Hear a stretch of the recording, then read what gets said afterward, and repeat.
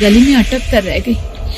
मैं जोर से चीख कर माँ को बुलाना चाहती थी, लेकिन वो आवाज खुद मेरे कानों तक नहीं पहुंच पा रही थी।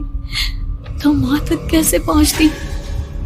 खिड़की के पल्ले एक बार फिर तेज हवा के झोंके से धड़ाम करके खुल गया और पूरी ताकत से मैं चीख पड़ी। जानती थी मेरी चीख की आवाज सुनकर कुछ ही सेकंड में माँ वहां पहुंच जाएगी, लेकिन ऐसा कुछ हुआ ही नहीं।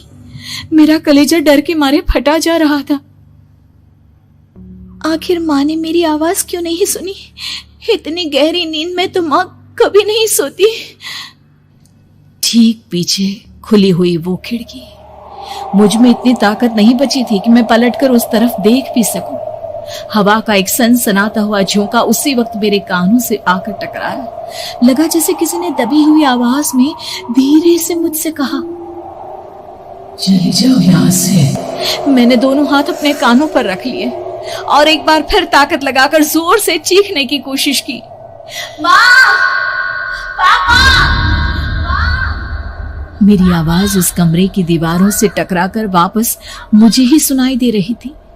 जितनी ताकत के साथ मैंने चीखने की कोशिश की थी, कुछ ही देर बाद उससे कहीं ज्यादा तेज और दर्दनाक चीख मुझे सुनाई देने लगी। ये आवाज ठीक मेरे पीछे खिड़की से आ रही थी। वो आवाज मेरे कानों में पिघलते हुए लोहे की तरह गिर रही थी। उन आवाजों में हैवानियत थी। वो आवाजें किसी इंसान की नहीं है, इतना मैं समझ चुकी थी। कांप रहे हाथों से मैंने अंधेरे में कुछ ढूंढने की कोशिश की। तभी अचानक मेरा हाथ बेड पर रखी टॉर्च पर पड़ा। किसी तरह ताकत लगाकर टॉर्च का बटन ऑन किया, लेकिन ये क्या? सामने दरवाजे पर 3 छोटी लड़कियां खड़ी हुई थी। उनके हाथ में स्टील के चमचमाते हुए चाकू थे। मैं घबराकर लड़खड़ाई और पीछे की तरफ हटी, लेकिन तब तक वो मेरे पास आ चुकी थी। उनकी गर्दन टेढ़ी थी और उनके हाथों के वो चाकू मेरे पेट को निशाना बनाने को तैयार। मैं जोर से चीखी, नहीं, छोड़ दो मेरे बच्चे को, मत मारो, मत मारो, छोड़ दो मेरे बच्चे को। सोनाली, क्या हुआ बेटा? तू इतनी डरी हुई क्यों है? उठ बेटा, क्या हुआ? हड़बड़ाकर मैंने अपनी आंखें खोली। देखा तो दिन निकल आया था।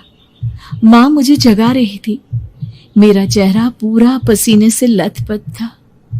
क्या हुआ बेटा? तुमने कोई बुरा सपना देखा क्या? मैं अभी तक अपने पूरे होश में नहीं थी।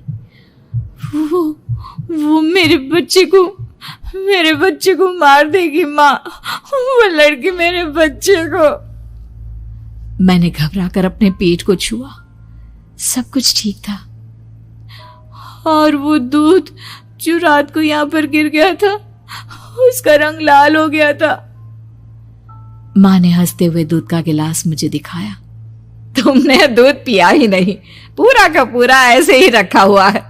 तुमसे कहा था ना सोनाली, सेहत के लिए लापरवाही ठीक नहीं बेटा।